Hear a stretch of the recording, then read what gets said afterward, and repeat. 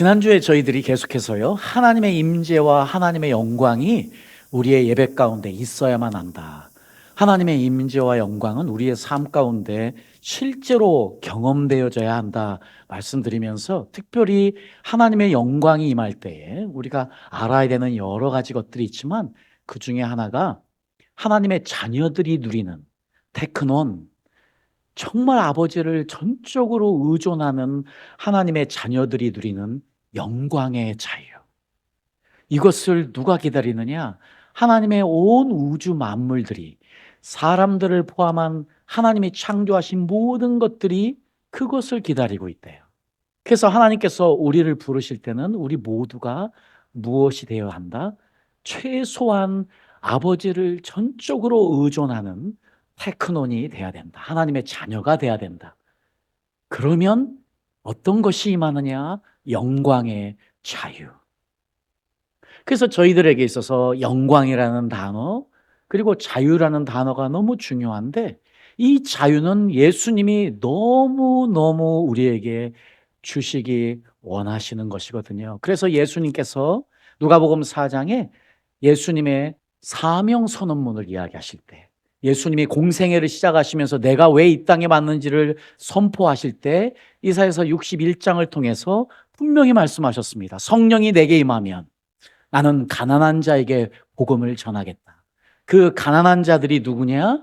바로 포로된 자에게 자유를, 눈먼 자에게 다시 보게 함을, 그리고 눌린 자에게 자유를 선포하기 위해서, 이 은혜의 해, 신년을 선포하기 위해서 예수님이 오셨다고 말씀하셨고, 실제로 그 일을 완성하고 가셨고, 우리 교회의 앞으로의 사명은, 우리 모든 그리스도인들의 사명은 포로된 자에게 자유를 줘야만 하고, 눈먼 자들을 다시 보게 해야 되고, 눌린 자들을 해방시키는 역할을 예수님과 함께, 교회와 함께 감당해야 되는 것이지요. 자, 그래서 우리가 이제 지난 시간에 포로된 자에게 자유를이라는 의미가 어떻게 우리에게 다가와야 되는지를, 저는 하나님께서 아브라함을 부르셨을 때 아브라함을 어떻게 부르셨는지 그 이유를 가지고 말씀을 드렸습니다. 하나님께서 아브라함을 부르실 때 그 4,000년도 넘은 훨씬 그때에 떠나라고 말씀하십니다. 너는 너의 나라 본토를 떠나라. 너는 너의 사람들, 너의 친족을 포함한 너의 사람들을 떠나라. 그리고 마지막으로는요, 너는 너의 아버지 집도 떠나라. 자, 그래서 이것이 우리에게 어떤 의미인지를, 저는 필로라는 예수님 당대에 있었던 디아스포라 주스, 그 외국에 살았던 유대인이 그때의 창세기를 이렇게 해석해 놨는데, 내 나라를 떠나는 것은 내 정신을 떠나는 거예요. 그동안 나를 만들어준, 내 정신을 만들어준 나라를 떠나는 것이고, 내 사람들, 내 가족을 떠나는 것은 나를 만들어준 내 겉모습을 떠나는 것이고, 아버지의 집을 떠나는 것은 내 말을 떠나는 것이래요. 여러분, 예수님이 분명히 말씀하십니다. 내 마음에 있는 것이 말로 나온다. 우리가 말을 떠난다는 것은요, 나를 만들어준 내 본성을 떠나는 것입니다. 거기에 가장 중요한 역할을 하는 것은 바로 아버지입니다. 우리는 이 모든 것을 아버지로부터 물려받았습니다. 사실은요, 이스라엘은 부의 사회입니다. 하나님께서 이스라엘을 부의 사회로 이끄셨고, 하나님은 스스로를 아버지로 선포하셨습니다. 그래서 죄송하지만 하나님은 어머니라고 하지 않습니다. 그러나 하나님은 어머니보다 더 큰 사랑을 가지고 있어서 실제로 하나님은 아버지 그리고 어머니의 그 모든 것을 다 가지고 계신 분이 분명한 것이지요. 그래서 저희들은 오늘 이 아버지가 나에게 어떤 의미인지를 확인해 보는 시간을 꼭 가져야만 합니다. 여러분, 여러분에게 하나님 아버지, 정확하게 이야기하면요, 아버지 하나님입니다. 그런데 왜 우리가 하나님 아버지라고 했느냐? 왜냐하면 영어 성경을 그대로 번역해 와서 그래요. God the Father. 하나님 아버지, 영어 성경을 그대로 번역하다 보니까 하나님 아버지라고 이야기하지만 더 정확한 표현은 아버지 되신 하나님. 그래서 아버지 하나님이라고 하는 것이 정확한 표현입니다. 자, 이 아버지 하나님이라고 우리가 불러야만 하는데, 문제는요, 이 아버지 하나님을 부를 때에 우리에게 문제가 생긴다는 거예요. 자, 그래서 먼저 저희들이 알아야 될 것은 하나님께서는 스스로를 세 분으로 드러내셨습니다. 우리가 잘 알고 있는 성부 하나님, 그리고 성자 예수님, 성령 하나님. 자, 그런데요, 이 세 분이 한 분이시래요. 자, 그동안 신학적으로 여기에 대한 많은 이야기들이 있어 왔습니다. 이것들을 신학적으로 설명하면 여러분 머리 터집니다. 자, 어쨌든 중요한 것은요, 이것이 우리의 이성으로 논리로 이해되어질 수 없는 것입니다. 이것은 beyond mystery.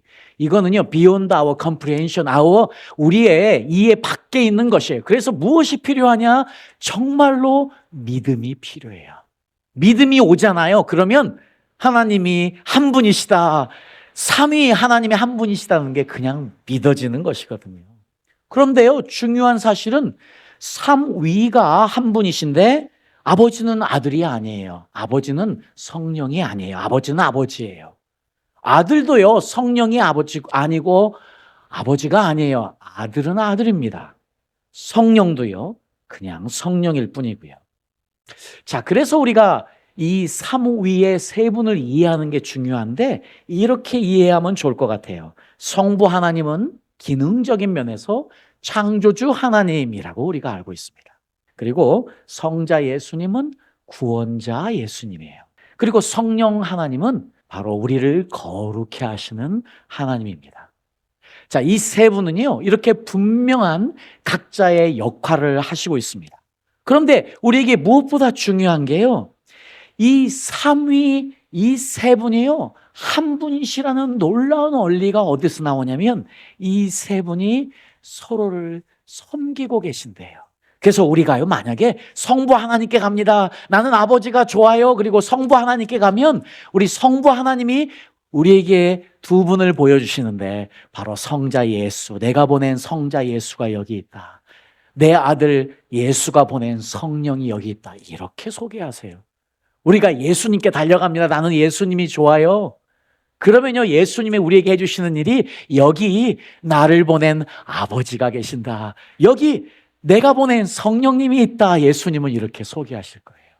우리가 성령님을 좋아합니다. 그리고 성령님께 갑니다. 그러면 성령님은요, 여기 아버지가 계신다. 여기 나를 보낸 성자 예수님이 있다. 이렇게 서로를 섬기고 계시는 분이 바로 삼위이세요. 자, 그래서 서로 섬기는 이 놀라운 은혜 가운데 이 세 분이 하나라는 것. 이것은 관계성에서 오는 이야기거든요. 그래서요, 우리가요, 요한복음 5장 19절과 30절에도 보면은요, 예수님은 계속 이렇게 말씀하세요. 나는 아버지께서 나에게 하시는 이야기만 이야기해. 나는 내가 아버지가 보여주지 않은 일은 하지 않아. 하고 이야기를 계속 하십니다. 그러면서 30절에 내가 아무것도 스스로 할 수 없노라. 나는 아무것도 스스로 할 수 없다고 선포하세요. 나는 오직 아버지께부터 듣는 대로 심판하노니 나는 나의 뜻대로 하려 하지 않고 나를 보내신 이의 뜻대로 하려 함으로 내 심판은 의로우니라. 자, 이것을 보면은요, 자, 예수님에게 하나님 아버지가 어떤 분이셨는지, 이분은 오직 아버지만을 드러내기 원하셨고, 이분이 결국은 예수님께서 계속 제자들에게 나는 하늘로 올라가야 돼. 왜냐하면 내가 하늘로 올라가야 비로소 나는 너희에게 너희를 도울, 너희를 거룩하게 할 성령을 보낼 수 있어 이야기하신 것이에요. 그래서 예수님은 성령님을 보내심으로 예수님의 이 땅에서의 사역을 완성하고 계시는 것이거든요. 자, 그래서요, 우리는 이것을 한번 생각해 봐야 됩니다. 어떤 것이냐? 나는 이 삼위 중에서, 세 분 중에서 어떤 분을 더 좋아하는지. 사실 상관없어요. 어느 분에게 가든지 올바르게만 가면 결국은 삼위 하나님을 다 경험하게 되지만 그래도 확인해 보는 게 되게 필요해요. 우리들 중에서. 혹시 우리가 예배 형태로 한번 생각을 해볼게요. 자, 우리가 예배를요, 내가 만약에 아버지를 더 중요하게 생각하면은요, 우리는 어떤 예배를 더 중요하고 좋게 여기냐면은 전통적인 예배. 그래서 우리가 흔히요, 전통적으로 아주 형식적으로 갖춰져 있는 그런 예배에 가면 주로 그런 예배에는 아버지의 주권, 하나님 아버지가 강조되어지는 교회입니다. 그래서 그런 교회는 아버지 교회라고 하는 거예요.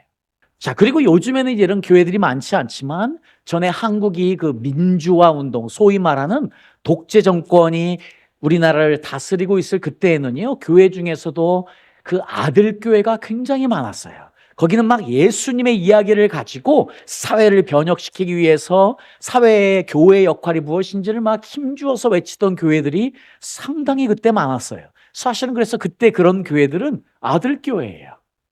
그리고 여러분 아시다시피 교회가 성령을 강조하고 성령 충만을 강조하고 성령님을 자꾸 이야기하는 교회라면, 그리고 그런 교회의 예배는 자유롭고 기도도 길게 하고 아주 예배에도 훨씬 더 성령의 임재하심을 구하면서 예배를 훨씬 더 자유스럽게 드리는 예배, 그런 교회는요 성령 교회예요.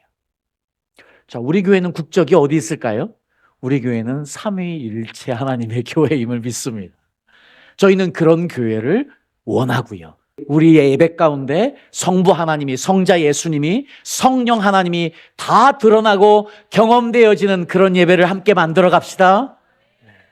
자, 그런데 또요, 우리가 어떤 결정을 할 때 도대체 나는 어떤 분에게 의지하나, 이것도 굉장히 중요해요. 여러분, 우리 인생에서는 많은 결정들을 하고 살잖아요. 여러분, 인생에서 우리는 수도 없는 결정들을 하고 사는데 그 결정을 할 때, 특별히 중요한 결정을 할 때 여러분은 누구에게도 의지하십니까? 하나님 아버지, 여기서 세 번째인 누구에게 기도하나, 이것과 사실은 같이 맞물려요. 도대체 나는 기도할 때 어떤 분께 기도하나? 아버지께 기도해요? 그러면 여러분은 아버지 신앙을 가진 거예요. 예수님을 부릅니까? 그러면 여러분은 예수님을 더 가까이 하는 분이에요. 여러분이 만약에 성령님을 부르며 기도한다, 그러면서 그분의 인도를 구한다, 그러면 여러분은 성령의 신앙인이에요. 자, 어떤 것도 틀리지 않아요. 자, 그런데 중요한 것은요, 우리가 어디서 시작하느냐, 이거는 전혀 문제가 되지 않아요. 여러분은 여전히 어떤 한 분을 통해서 다른 두 분으로 가게 되어 있습니다. 그런데 만약에 그 여러분의 신앙 여행이 한 분으로 머물게 되면 여러분은 결국 여러분이 아끼는 그 아버지를 슬프게 해요. 여러분이 아끼는 아들 예수님을 슬프게 해요. 여러분이 사랑하는 성령님을 슬프게 합니다. 여러분, 우리는요, 삼위 하나님을 경험하고 사는 삼위일체의 신앙인들이기 때문이에요. 자, 이것을 근거로 저는 여러분들에게 오늘 아버지 한 분에 집중하려고 합니다. 다음 시간에도요, 우리가 아버지에 대한 이야기를 더 해보려고 해요. 자, 여러분, 저는요, 처음에 예수님을 영접했을 때가 14살 때인데요. 제가 예수님을 처음 영접했을 때 저는 남들처럼 기도하려고 교회에 갔습니다. 그리고 기도를 하는데요, 제가 한 가지를 발견했어요. 어떤 거냐? 제가 하나님 아버지, 왜냐면 주위에 많은 분들이 그때 기도를 할 때마다 아버지를 부르더라고요. 그때는 지금 같지 않게 교회가 24시간 열려 있고 저녁에 가면은요, 특별히 많은 여성분들이, 중년의 여성분들이, 많은 여성분들이 바람 피어서 집을 나간 남편 때문에 안타까워하면서 밤새도록 눈물을 흘리고 기도했다. 저는 지금도 그 한 분을 잊을 수가 없습니다. 바람 피어서 나간 남편 때문에요, 자녀 둘을 데리고 교회에 있는 방 하나에서 자면서 저녁에 가서 기도할 때마다 그분이 기도했던 그 울부짖음을 저는 지금도 잊을 수가 없습니다. 근데 그때 그분이요, 방언을 하셨는데 그때 방언을 영어 방언을 하셨어요. 그래서 영어를 아는 저도 다 이해할 수 있도록 하나님을 계속 나의 태양이라고 my son 하셨던 그분의 그 영어 방언을 지금도 기억합니다. 그래서 저도요, 그때 교회 나와서 많은 분들이 아버지라고 하는, 아버지 하면서 이렇게 눈물을 흘렸던 그 많은 분들의 영향 때문에 저도 아버지라고 불러봤어요. 아버지. 그런데 아무 느낌이 없는 거예요. 아버지라고 하는데 저에게 아무 느낌이 오질 않았어요. 그래서 아버지라고 부르면 도대체 남들은 뭐 사랑의 아버지라고 하고 기도를 그렇게 잘하시는데 저는 도대체 아무 느낌도 얻을 수가 없어서 저는 예수님을 대신 불렀습니다. 예수님 했더니 그 느낌이 오는 거예요. 그래서 저는 예수님이라고 기도할 때마다 예수님을 불렀습니다. 저는 아버지를 볼 수 없었어요. 자, 아버지 하나님 아버지는 사랑의 본체이시거든요. 그 아버지는 조건이 없어요. 사랑의 조건이 없어요. 그 아버지는 시간이 지나도 변하지 않아요. 그 아버지는 우리가 실수해도, 이것을 반복해도 우리를 그대로 용납하세요. 용서해 주세요. 그 아버지는 지금도 우리를 기다리시잖아요. 그 하나님을 예수님은 탕자의 아버지로 비유하십니다. 자, 그분은 우리를 훈계하시지요. 그런데 정죄하지 않으십니다. 그 아버지 하나님은요, 징계하십니다, 우리를. 그런데 우리를 사랑으로 이끄시는 분입니다. 자, 그런데요, 이 세상의 아버지는 조금은 다른 것 같아요. 요즘은 좋은 아버지들이 많지만, 그래서 요즘 젊은 아버지들은 좋은 아버지가 되려고 노력을 많이 하더라고요. 그러나 벌써 우리 세대를 살고 있는 저희들, 여기 저희 모두가 다 아버지를 가지고 있습니다. 자, 그런데요, 때로는 이 아버지들이요, 완벽하지 않아요. 감정이 있는데 표현이 서툴러요. 그리고 때로는요, 상처받은 모습으로 우리에게 옵니다. 어떤 아버지는요, 사랑을 표현하지 못해서 아주 냉정하게 보이기도 해요. 또 어떤 아버지는 그 삶의 무게에 지쳐서 자녀에게 상처 주는 말을 자주 내뱉기도 합니다. 하지만 그 깊은 곳을 들여다보면 어떤 아버지가 자기 자녀를 사랑하지 않겠습니까? 그들 역시 자녀를 향한 사랑을 품고 있는 존재임은 분명한데, 문제는요, 우리는 이런 아버지들로 인해서 상처받고 여전히 살아오고 있다는 것입니다. 그런데요, 내 육신의 아버지와의 관계가 제가 말씀드린 것처럼 우리의 영적인 아버지와의 관계를 좌우할 수 있다는 문제입니다. 자, 그런 의미에서 우리는 어떤 아버지의 영향을 받고 살아왔나, 내 아버지는 어떤 분이셨나, 나는 지금 어떤 스텀블링 블락, 어떤 것을 뛰어넘어야 그 아버지를 제대로 정확하게 만날 수 있을까. 인터넷에 보니까 이런 이야기가 있더라고요. 어떤 한 어린아이가 자신의 일기장을 올렸는데 이런 재미있는 이야기가 있었습니다. 어떤 이야기냐면, 나는 엄마가 있어서 좋다. 나를 이뻐해 주니까. 나는 강아지가 있어서 좋다. 나랑 놀아주니까. 나는 냉장고가 있어서 좋다. 나에게 먹을 것을 주니까.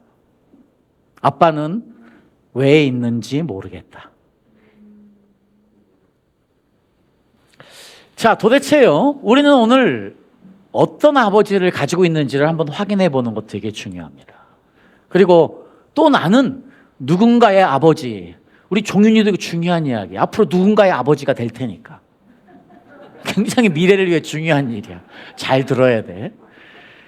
자, 오늘 저희 모두의 이야기인 것 같아요. 도대체 나는 어떤 아버지의 영향을 받고 살았을까?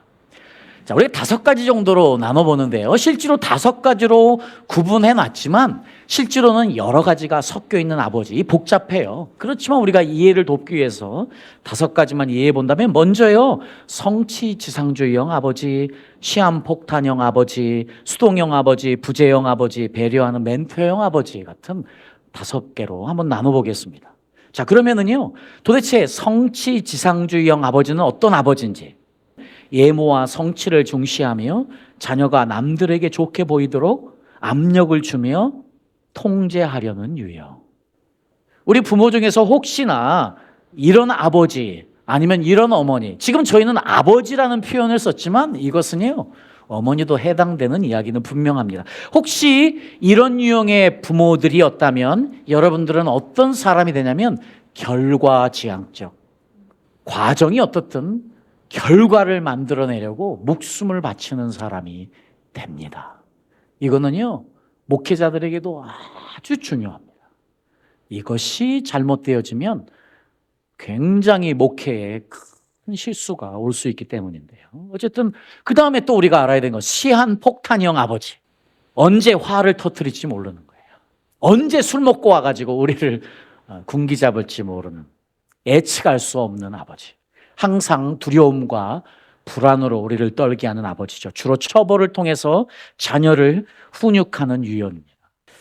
이런 시한폭탄형의 아버지를 두신 분들이라면요, 여러분들 아마 이 아버지는 여러분들에게 항상 무섭고 어려운 존재였을 거예요. 그렇다면 혹시 하나님 아버지도 여러분에게 여전히 무섭고 어려운 존재일 수도 있습니다. 여러분에게는 오직 공의의 하나님, 정의의 하나님만이 보일 수 있어요. 여러분은 그래서 그 하나님이 무서워서 교회에 나와서도 열심히 봉사하고 희생하고 전도하고 헌금하고 할 수도 있어요. 왜냐하면 잘 보여야 되니까, 혼내지 않아야 되니까. 지금 한국 교회에도요, 사랑의 하나님 대신에 이런 시한폭탄형 아버지의 영향 때문에 공의의 하나님, 두려운 하나님으로만 하나님을 경험하고 믿고 사는 분이 있을 수도 있습니다. 자, 그런데요, 또 수동형 아버지가 있습니다. 안타깝게도요, 긍정적인 아버지 유형은 마지막에 하나 나오고 앞에 네 가지는 좀 부정적이에요. 수동형 아버지는 어떤 아버지냐? 감정 표현을 절제하고 자녀와 정서적 거리를 둬서 가족들의 주변을 맴도는 유형. 한마디로 말하면 자기 감정을 표현하지 않아요. 사랑하는데 감정을 표현하지 않아요. 어느 부모가 자녀를 사랑하지 않겠습니까? 제가 아버지를 불렀을 때 아무 느낌이 없었던 이유, 우리 아버지는 저에게 한 번도 사랑한다고 따뜻한 말을 건네본 적이 없어요. 나는 기억이 없습니다. 우리 아버지. 내가 왜 아버지를 불렀을 때 아무런 느낌이 없었느냐? 나에게 우리 아버지는 그냥 무서운 존재였어요. 나에게 유일한 기억, 아름다운 기억이 딱 한 번인데, 제가 여기 볼거리가 나와서 한약을 먹었는데 우리 아버지는 그때 중풍으로 한약을 드실 때 당신이 먹는 사탕통이 있었습니다. 사실 내가 가끔 아버지 몰래 그거 빼먹었어요. 그런데 제가 한약을 먹는 그때 아버지가 저에게 사탕 하나를 주셨던 거예요. 제가 우리 아버지에게 가진 가장 소중하고 아름다운 기억 하나입니다. 저는 여전히 그날을 잊을 수가 없습니다. 9살 때였는지 제가 보이스카웃이어서 여름 캠프를 가게 돼 있었는데요. 저희 집이 그때 저희 면 단위에서 지주였습니다. 돈을 굉장히 많이 가지고 있고 소작인도 굉장히 많았습니다. 굉장히 부자였었는데요. 저희 아버지가 저를 이 여름 캠프에 돈이 아까워서 안 보내시는 거예요. 그래서 제가 우리 아버지에게 선생님에게 우리 아버지가 돈을 안 준다고 이야기했더니 이 선생님이 우리 집에 찾아왔어요. 그래서 저희 아버지가 굉장히 엄하신 분이고 유명한 그 존중받는 분이니까 아주 그냥 고양이 앞에 쥐처럼 그러고 아들 보내주세요 했던 그 선생님의 모습이 지금도 기억납니다. 어쨌든 그래서 가게 됐습니다. 그리고 그 다음 날이었는지 한참 후에 제가 떠나기 전날, 보이스카웃을 가기 전날 저는 이쁘게 단장하고 가기를 원했는데 저희 아버지가 저를 이발소로 데려갔습니다. 그래서 저는 멋있게 깎으면 너무 좋은데 저를 빡빡 밀었어요. 돈이 아까워서 저에게 그 분노를 표출하셨는지 잘 모르겠습니다. 저는 빡빡 밀리면서 너무 마음이 아팠어요. 그 전에 우리 어머니는 한 번도 그런 적이 없는데 우리 아버지가 나를 딱 한 번 이발소에 데려갔는데 나를 빡빡 밀게 하신 거예요. 자, 그러니 어쨌든 저희 아버지는 수동형 아버지에 다 가지고 계신 분 같습니다. 네. 그런데 또 부재형 아버지가 있습니다. 어떤 아버지냐? 가족 생활에 참여하고자 하는 의지가 부족해서 물리적, 심리적으로 아이의 곁에 머물지 않는 이유, 한마디로 있어도 있지도 않은 것 같은 아버지. 드디어 이상적인 아버지의 유형이 나옵니다. 배려하는 멘토형 아버지. 자녀의 삶에서 아버지 역할의 중요성을 알고 일관성 있기가 중요합니다. 꾸준하게 사랑하고 꾸준하게 격려하고 자녀와의 정서적 연결을 주는 아버지. 저는 이것을 준비하면서 도대체 이 요셉에게 나는 어떤 아버지일까? 너무 궁금했습니다. 그래서 내일부터 3일 동안 우리 아들과 시간을 같이 보내게 되는데 한번 물어보러 합니다. 도대체 우리 아들은 나를 어떻게 생각할까? 우리 아들에게 우리 하나님 아버지는 어떻게 다가오는 아버지일까? 우리가 5가지로 나눴지만 실제로는 우리가 여러 가지가 섞여 있기도 하고요. 자, 그렇습니다. 그런데요, 내 아버지는 어떤 유형일까? 우리는 그래도 생각해 볼 필요가 있습니다. 왜냐하면 우리는요, 우리 육신의 아버지의 자화상이 하나님 아버지가 어떤 분이신지를 인식하는 시작이 되기 때문입니다. 내가 하나님 아버지를 아는 시작이 내 아버지로부터 시작이 된다는 것입니다. 물론 다 그렇지 않을 수 있습니다. 아주 훌륭한 아버지를 두고 있어도 여전히 고아처럼, 아버지 없는 사람처럼 하나님을 만나는 사람도 있어요. 꼭 그렇진 않지만 적어도 저의 경험에 비춰보면 상당한 영향이 있는 것은 너무 분명한 사실인 것 같습니다. 안타까운 이야기지만 저희 아버지는 저와 한 번도 놀아본 적이 없습니다. 한 번도 저에게 따뜻한 말을 해준 적이 없어요. 한 번도 내 손을 잡아봐 주신 적도 없어요. 그러니 저는 아버지가 돌아가셨을 때 하나도 슬프지 않았습니다. 그분이 저에게 아무런 의미도 없었기 때문이었거든요. 여러분, 성경에도 보면은요, 놀라운 사실이 하나 있습니다. 여러분, 구약에 보면은요, 아버지를 몇 번이나 부르냐, 구약에서 15번이나 구약에서 아버지가 나와요. 그런데 놀라운 사실은요, 구약에서요, 이 모세가 1번, 또 다윗이 4번, 그리고 이사야 선지자가 3번, 그리고 하나님이 스스로 6번 아버지를 이야기해요. 그런데요, 구약에 보니까요, 그 어느 사람도, 우리가 너무 잘 알고 있는 다윗이요, 그 하나님 아버지께 자기의 모든 감정을 토로하면서 자기를 어렵게 하는 사람들 다 죽여주세요, 그냥 3대가까지 멸해주세요 하는 막 독한 말도 쏟아내면서 자기의 감정을 아끼지 않은 그 다윗도 하나님이 나의 아버지신 것을 믿는 선포를 2번이나 해요. 그런데 그 다윗조차도요, 하나님을 아버지라고 부르면서 기도하고 아버지하고 찬양했던 적이 없어요. 여러분, 구약에서 한 명도 직접적으로 아버지를 불러서 찬양하고 기도한 분이 없어요. 전부 다 3자로 돌려서 하나님은 우리 아버지시다. 그러니까 하나님이 6번이나 나는 너의 아버지야 라고 선포하신 게 6번이나 나오거든요. 여러분, 구약에서는 감히 하나님을 아버지라고 할 수 없었어요.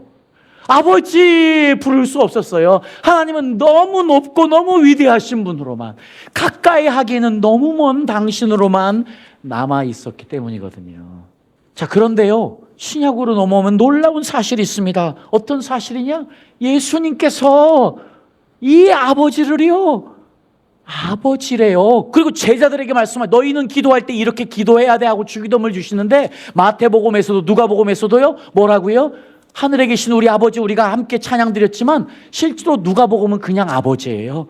제 생각에, 그리고 여러 학자들도 이야기하지만 그냥 아버지라고 하는 것이 더 훌륭하게 그 당시 초대교회에서 사용했던 표현이라고 이야기하는데, 저는 이것을 더 믿습니다. 왜냐하면 예수님이 지금 우리에게 너는 기도할 때마다 아버지라고 불러. 여러분, 지금 구약에서 일어날 수 없는 일을 예수님께서 지금 너는 나에게 올 때마다 나를 아버지라고 좀 불러봐. 예수님이 우리에게 말씀하시면서 예수님 스스로가 마가복음 14장에 보면 드디어 십자가상에서 가라사대 아바 아버지요. 자, 우리는 흔히 아바 아버지란 말을 씁니다. 여러분, 놀랍게도요, 저는 놀라운 연관성을 봐요. 여러분, 몽골에 가잖아요. 그러면요, 아버지가 뭐냐면은요, 아바예요. 아버예요. 여러분, 지금 우리나라에서 아버지, 아빠예요. 여러분, 핀란드에 가도요, 아파합니다. 여러분, 몽골, 피니쉬, 핀란드, 우리나라 다 같은 어족이에요. 우랄알타예요. 우리 같은 어족이에요. 여러분, 핀란드에 가시면은요, 그분들의 감성이 우리랑 너무 같대요. 몽골 사람은 우리 사촌이에요. 왜 지금 이 같은 문화권에서 아버지를 아바, 놀랍지 않습니까? 지금이요, 아바라는 이 히브리어, 아버지예요. 아람어의 아버지가 아바예요. 이게 아빠 아버지가 아니고요, 아바, 파테르, 그냥 아버지예요. 지금 아람어와 헬라어가 함께 그냥 써 아버지인 것이에요. 아람어를 그냥 가져온 거예요. 예수님이 지금 그동안 일어나지 않았던 하나님과 우리와의 관계를 정립시켜 주신 거예요. 내 아버지가 너의 아버지니 아버지라고 불러야 돼. 네. 그러니까 우리가 이것을 경험하며 살아야 하는데, 예수님께서 탕자의 비유로 아버지를 표현하신 것이 저는 너무 놀라운 표현인 것 같아요. 탕자 잘 아시잖아요. 탕자가 무엇을 요구하지요? 자기 걸 달래요. 죄송하지만 좀 이런 표현을 써야만 될 것 같습니다. 세상에 호로 자식이 어디 있어? 세상에 싸가지 없는 놈이. 지금 예수님이 하나님 아버지를 표현할 때 그 당시 유대 문화권에서 있을 수 없는 상황을 가지고 오시는 거예요. 아버지가 죽지 않았는데 유산을 달라고 하는 세상에 싸가지 없는 놈의 유형을 가지고 오신 거예요. 아버지가 죽지 않았는데 유산을 달라는 게 어디 있어요? 그 얼토당토하는 아들의 모습을 지금 보여주고 있어요. 그런데 아버지가 지금 유산을 줍니다. 자, 그리고 났더니 이 아들이 그 유산을 가지고 와서 허랑방탕해서 다 사용하고 나중에는 어디까지 갑니까? 돼지 쥐염 열매, 돼지가 먹는 열매를, 돼지 같은 자가 된 거예요. 그때 유대인들에게 있어서는요, 돼지는 모든 동물 중에서 가장 더럽고 추악하고 가장 가까이 하고 싶지 않은 동물이 바로 돼지예요. 지금 예수님은 이렇게 극단적인 예를 써서 이 탕자가 어떤 아들이었는지를 설명합니다. 이 탕자가 어디까지 내려갔는지를 설명하고 있습니다. 그런데 지금 이 아들이 드디어 정신이 돌아왔어요. 내가 차라리 이렇게 돼지 먹는 밥이나 먹느니 내가 그냥 차라리 아버지한테 가서 나를 종이라도 써달라고, 내가 아버지의 종으로 사는 게 이것보다 낫지 않나 하고 드디어 아버지를 향해 옵니다. 여러분 생각해 보십시오. 지금 수염은 수염대로 나 있지요. 여러 달 동안 씻지 못했지요. 지금 옷은 다 해졌지요. 지금 이 몰골이 어떻겠습니까?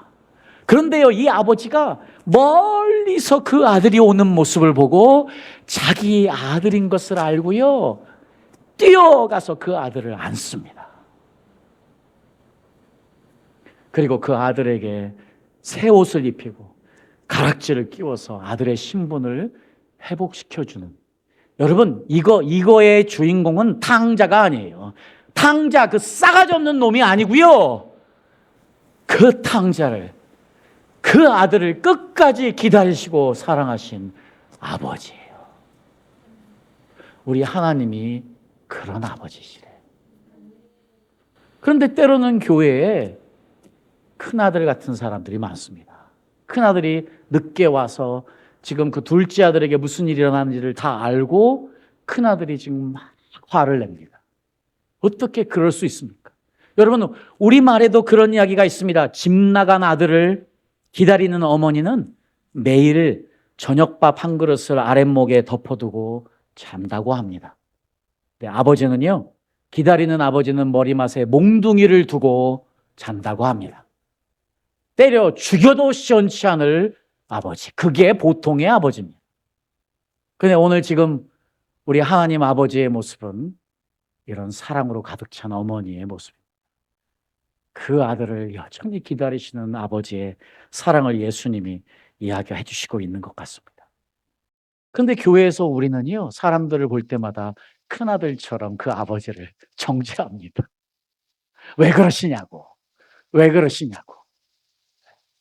하나님은 여전히 두 팔 벌려 모든 사람들을 기다리고 계십니다. 두 팔 벌려 모두를 회복시켜 주시기를 원하십니다. 모두를 자신의 아들로 만들어 주시기를 원하십니다. 제가 아까 말씀드린 대로요, 저는 처음 예수님을 믿었을 때 하나님을 아버지라고 부를 수 없었습니다. 그런데 제가 놀라운 사실을 하나 발견했습니다.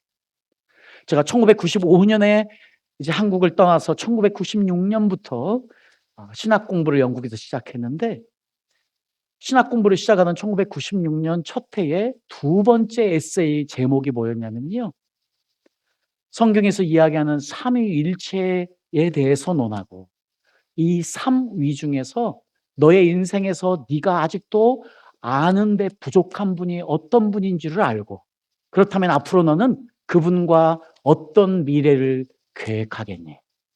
그것을 적어라. 그것이 에세이 제목이었어요. 저야 두말할 것 없이 아버지지요.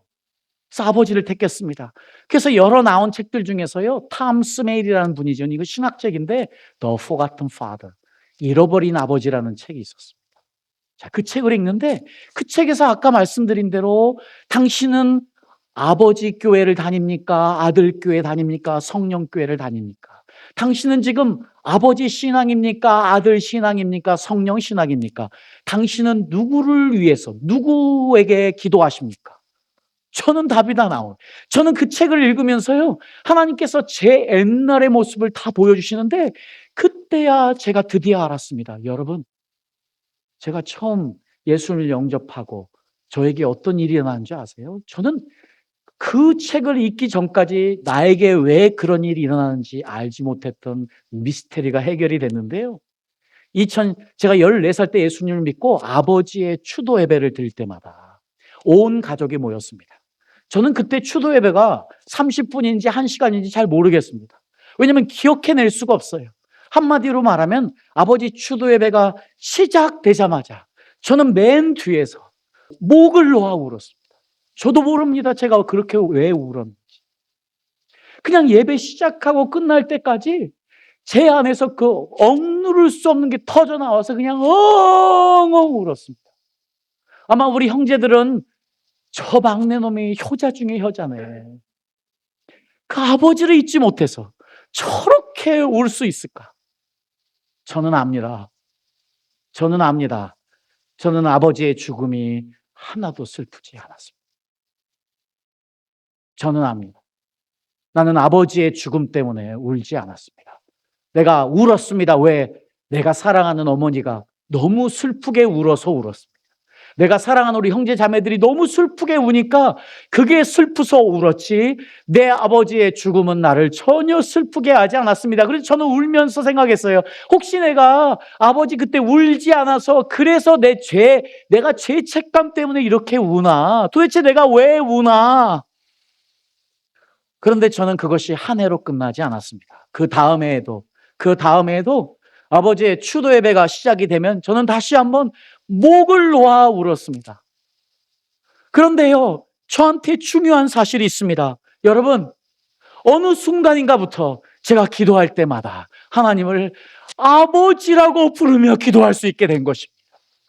여러분, 저에게 아버지라는 것은 그래서 아주 특별한 의미입니다. 부를 수 없었다. 우리 하나님 아버지는 1980년대에 이 땅에 힐링 미니스트리, 내적 치유, 그런 게 어디 있습니까? 그런데 우리 하나님 아버지는요, 이 이승열로부터 저를 14살 때 만나주시고, 그때부터 하나님은 저로부터 듣기 원하는 한마디가 있었습니다. 아버지, 그 이야기를 듣게 원하셔서 저를 1년에 한 번씩 특별하게 만나주시고, 그리고 저를 치료해 주시고, 그리고 언젠가부터 제 입에서 하나님 아버지를 아무런 거리낌 없이 아버지라고 부를 수 있습니다. 부르게 만드셨습니다. 그래서 저에게 아버지를 부르는 것은 아주 중요한 의미가 있습니다. 이렇게 하나님 아버지는 모두의 아버지가 되시기를 원하시고, 하나님 아버지는 모두로부터 아버지 할 때에 우리 모두가 그 하나님의 한없고 끝없는 사랑을 느끼며 그분을 만나기를 원하십니다.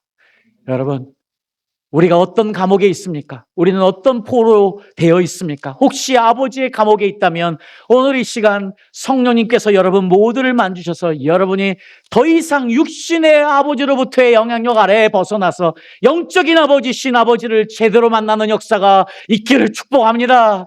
이제 여러분이 아버지를 부를 때마다 여러분 사랑의 아버지가 여러분을 가득 채우는 역사를 경험하시기를 예수님의 이름으로 축복합니다.